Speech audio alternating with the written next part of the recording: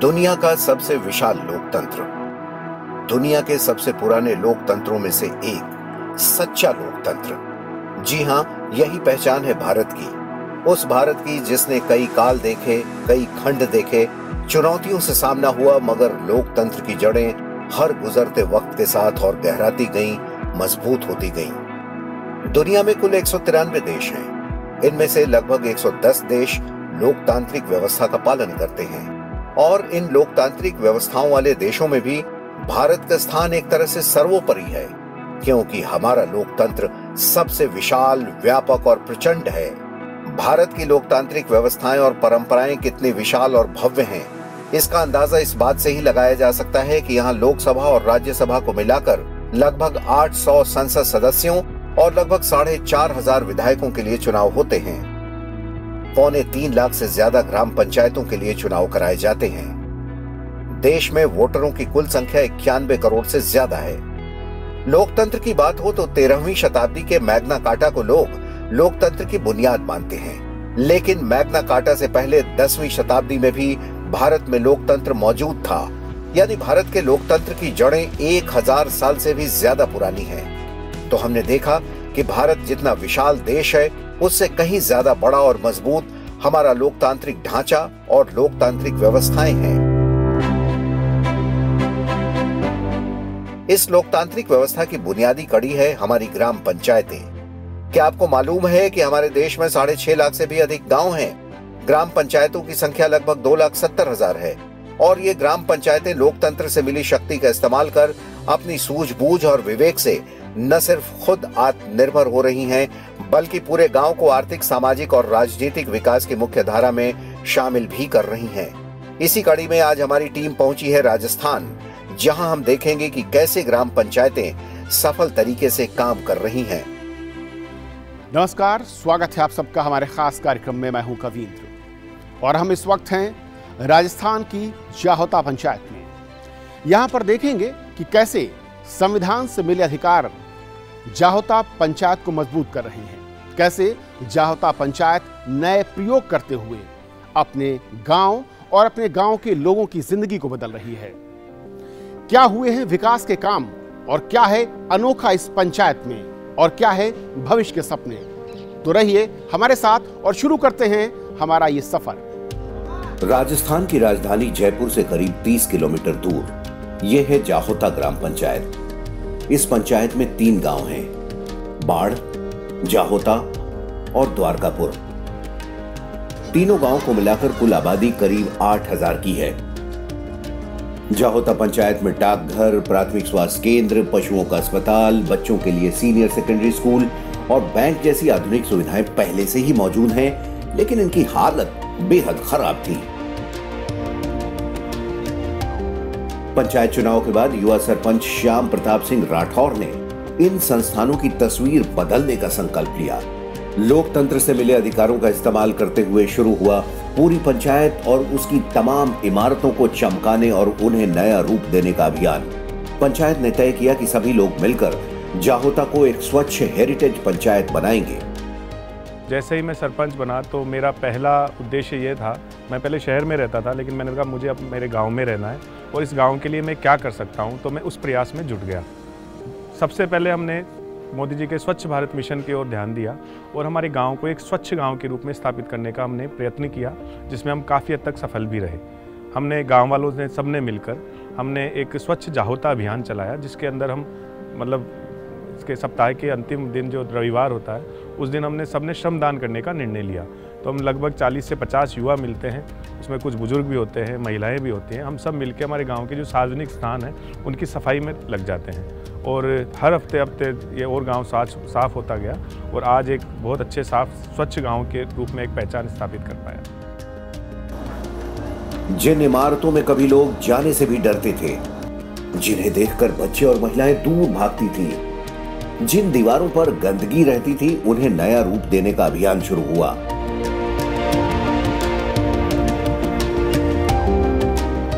School से लेकर अस्पताल, पंचायत घर से लेकर गांव की तमाम वो जगहें जो गंदगी से ढकी थी, उन्हें नया रूप दिया जाने लगा।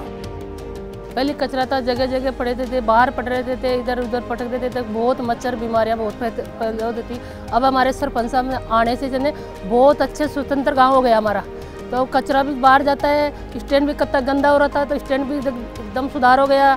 पंचायती थे पुराने खंडर थे, उनको सबको अच्छा बड़े सुधार कर दिया हमारे सरपंच साहब।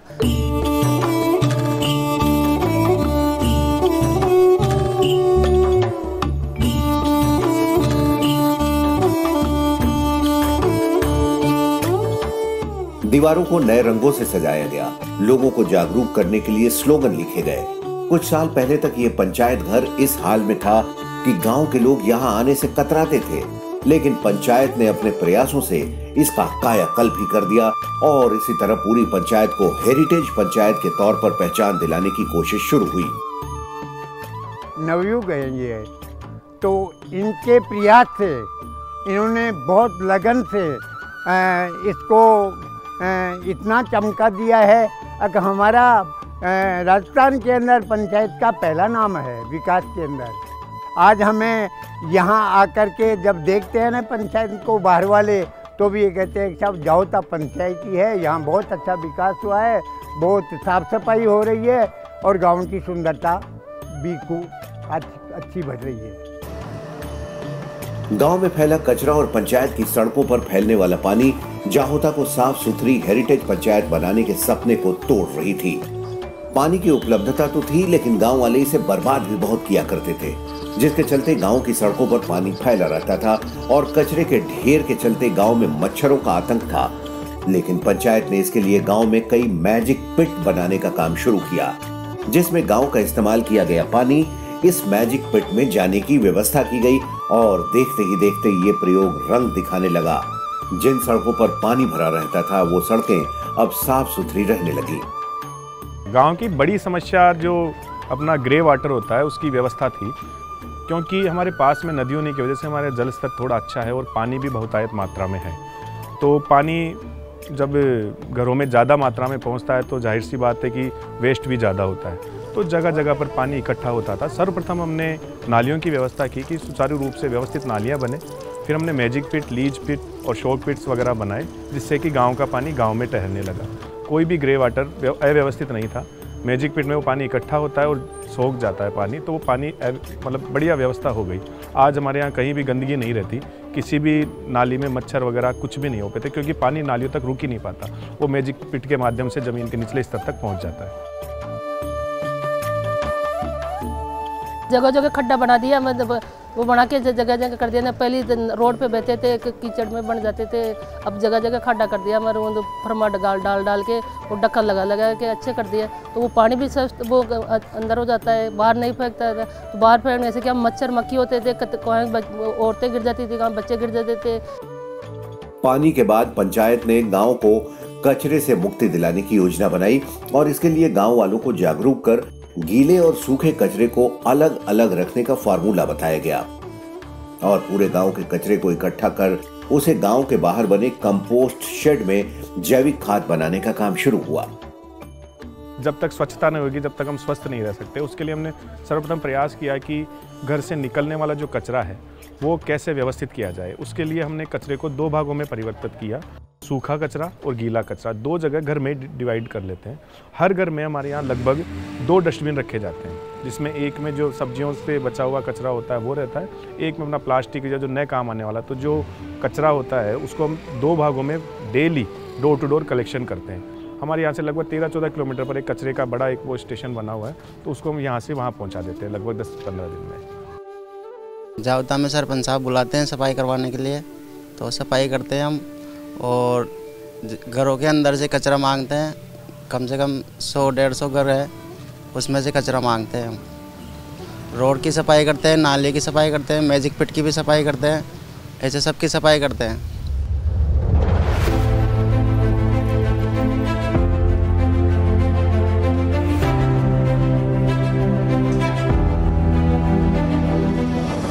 पंचायत में 400 से अधिक बंदरों का आतंक था। लोग घरों के बाहर निकलने में डरते थे, बच्चे खेलने के लिए घर से बाहर नहीं जा पाते। रास्ते चलते लोगों को बंदर परेशान किया करते थे, जिसके चलते गांव वाले बेहद दुखी थे। पंचायत ने बैठक कर इस समस्या का समाधान निकालने की ठानी। फॉरेस्ट विभाग से बातचीत कर बंदर पकड़ने की टीम को बुलाया और बंदरों को पकड़ने का अभियान चलाया। ये मुहिम रंग लाई और धीरे धीरे पंचायत में बंदरों की तादाद कम होती गई। गांव वाले अब बिना किसी डर के बाहर निकल पाते हैं, बच्चे भी घर के बाहर खेल पाते हैं। मैं बंदरों को समस्या नहीं कह सकता, वो भी जीव हैं, लेकिन क्या होता है कि हम जिस जगह पे रह रहे हैं तो अगर कोई भी चीज़ बहुतायत मात्रा में हो जाती है तो वो प्रॉब्लम करने लग जाती है। तो हमारे यहाँ बंदर थे, लगभग 450 बंदर थे। तो उसका दुष्परिणाम क्या रहा कि हमारे ग्राम में से ग्रीनरी एकदम ख़त्म हो चुकी थी। लोग सुरक्षित महसूस नहीं कर रहे थे अपने आप को। महिलाएं थी तो एक्सीडेंट हो जाते थे आए दिन, वो बंदर मार जाते थे तो कई छतों से गिर जाती थी महिलाएं।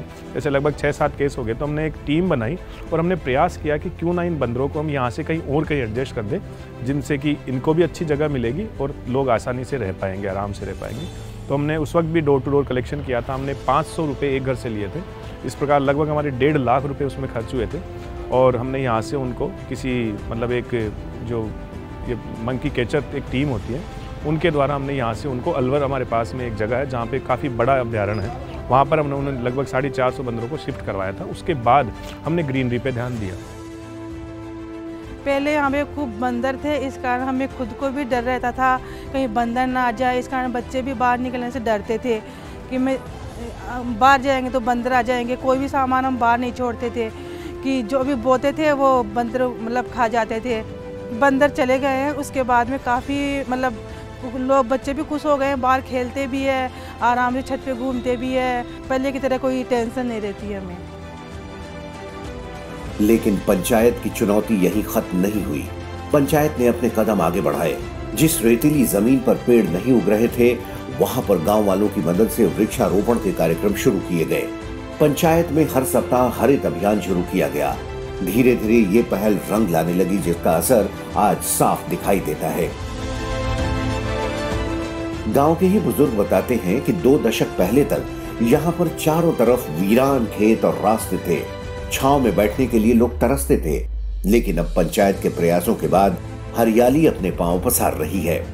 हमारे गांव में पहले 3 साल पहले पेड़ों की काफ़ी कमी थी।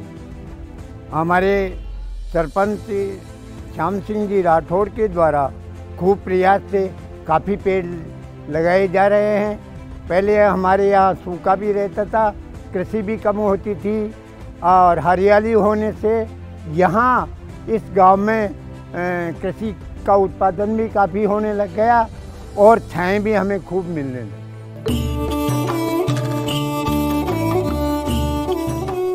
हर हफ्ते चलाए जाने वाले पौधारोपण के लिए पंचायत की पैसे की जरूरत बढ़ने लगी। इसीलिए पंचायत ने अपने अधिकारों का इस्तेमाल किया और गांव में ही एक नर्सरी कार्यक्रम शुरू किया। इस नर्सरी में आज छोटे छोटे वृक्ष और पेड़ों की कटिंग लगाकर उन्हें तैयार करने का कार्यक्रम चल रहा है। इसी नर्सरी से तैयार पौधों को गांव के अंदर और उसके बाहर चारों तरफ लगाया जाएगा। इस नर्सरी से मिलने वाले पौधे गांव वालों को फ्री में दिए जाएंगे। पंचायत को उम्मीद है कि आने वाले कुछ वर्षों में गांव की आबो हवा बदलेगी और ये गांव एक हरा भरा गांव हो जाएगा। एक लक्ष्य रख के चलाया हमने भाई, इसमें 20,000 पौधे हम यहाँ लगाएंगे और उसको वितरण पूरे गांव में, हरे भरे गांव के अंदर। जैसे हमारे सरपंच साहब ने एक लक्ष्य रखा है भाई 51,000 पौधे लगाना, दूसरा लक्ष्य गांव को हेरिटेज देना और तीसरा लक्ष्य है भाई जितनी भी खेती हो ऑर्गेनिक खेती हो। तो इसके तहत हम ये नरेगा के माध्यम से 20,000 पौधों का हम यहाँ पर उत्पादन कर रहे हैं, जिससे गांव के अंदर इसको मतलब वितरित किया जाए और सुविधाजनक मतलब गांव वालों को मिल जाए यहाँ पर। जाहोता पंचायत अपने अधिकारों के सही इस्तेमाल और गांव वालों की सहभागिता से हरित, स्वच्छ और हेरिटेज पंचायत बनने की ओर तेजी से कदम बढ़ा चुकी है और इन कदमों को राह दिखाने में ट्रेनिंग की भूमिका बड़ी है, जिसे नियमित तौर पर पंचायती राज विभाग आयोजित करता है। इन कार्यक्रमों में हिस्सा लेने के बाद सरपंच और पंचायत के दूसरे सदस्यों की सोच और काम करने की गति को पंख लग जाते हैं। हमारे यहाँ सभी जनप्रतिनिधियों की ट्रेनिंग होती हैं और जब महिला सरपंचों को हम स्पेशली बुलाते हैं तो 2-3 तरह की हम प्रायोरिटीज़ अपने रखते हैं कि एक तो अगर महिला सरपंच है, पहली बार बनी है, तो उसको किसी तरह की हेजिटेशन नहीं हो, उसका व्यवहार ऐसा नहीं हो कि वो ये सोचे कि मैं महिला हूँ या मुझे घूंघट में रहना है या मैं वो नहीं कर सकती जो एक पुरुष सरपंच कर सकता है। तो उस तरह से बिहेवियरल स्किल्स पे भी हम ट्रेनिंग देते हैं। उसके अलावा जो स्कीम्स होती हैं उसकी भी ट्रेनिंग हम उनको देते हैं। सरपंचों की ट्रेनिंग के फायदे की सबसे बड़ी मिसाल है शिवसिंहपुरा पंचायत। इस पंचायत के गांव से लगातार हो रहा पलायन न सिर्फ रुक गया बल्कि शहरों से भी लोग इधर आने लगे। हालत ये हुई कि यहाँ जमीन के भाव देखते ही देखते आसमान छूने लगे। दरअसल इस पंचायत के गांव से 2012 तक लोग पलायन कर रहे थे, लेकिन पंचायत के प्रयास और मदद ने लोगों को इतना प्रेरित कर दिया कि वो बंजर और सूखी जमीन पर करने लगे खीरे की खेती और कमाने लगे लाखों रुपए। इस पंचायत को लोग आज राजस्थान का इजराइल मानते हैं। इजराइल इसलिए कि वो देश अपनी अनूठी पद्धतियों से खेती के लिए जाना जाता है। बंजर जमीन और सूखे पथरीले पहाड़ से उलट चारों तरफ आपको अब पॉली हाउस नजर आ रहे हैं, और ये सब संभव हो सका है ग्राम पंचायत के एक बेहद अनूठे प्रयोग से। एक प्रयोग आधुनिक खेती का, जिसमें सोलर सिस्टम के साथ एक तालाब बनाया गया और 1 एकड़ में पॉली हाउस, और बदले में तैयार होने लगी लाखों रुपए की फसलें। पहले हम साधारण खेतियां करते थे, आम खेती जिसको साधारण बोलते हैं, जो गेहूँ, सरसों, रायल डाल, मेथी वगैरह, सरसों वगैरह जो भी फसलें होती है वो साधारण खेती करते थे। अब हम हाईटेक खेतियां कर रहे हैं 2013 से। मेरे पास में एक पड़ोसी है जो वो इजराइल जाके टेक्निकल लेके आए थे वहाँ से, तो 2012 फर्स्ट वीक में वो लगाया था पॉली हाउस। हम उसकी मजाक उड़ाते थे पहले, यार ये क्या पॉली हाउस लगा लिया, इसमें कौन सी खेती होगी, तंबू सा लगा दिया। लेकिन आज उसको देख के मैं खुद भी ये सोच रहा हूँ कि अपन साल भर पीछे रह गए। आज मेरे परिवार में जिस जगह आप खड़े हो वहाँ 22 पॉली हाउस लगे हुए हैं। सर 2014 से पहले जो हम अभी भी बाहर हम जो खेती कर रहे हैं, ओपन फील्ड की खेती कर रहे हैं, उसमें पानी की मात्रा भी ज़्यादा लगती है, उसमें जो लेबर का खर्चा है वो भी ज़्यादा आता है, और जो अपने जो इंसेक्टिसाइड का खर्चा मान लो, फर्टिगेशन का खर्चा मान लो, वो सारा ही मतलब इससे जस्ट डबल आता है, और प्रोडक्शन इससे 1/4 का प्रोडक्शन आता है उसमें।